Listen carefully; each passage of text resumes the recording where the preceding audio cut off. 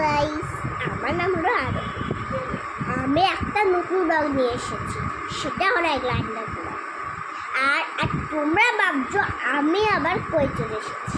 আমি চলে এসেছি বাড়িতে এসে কিন্তু অনেক মজা লাগে। রেসিপি হচ্ছে, তোমরা সবাই দেখতে থাকবে।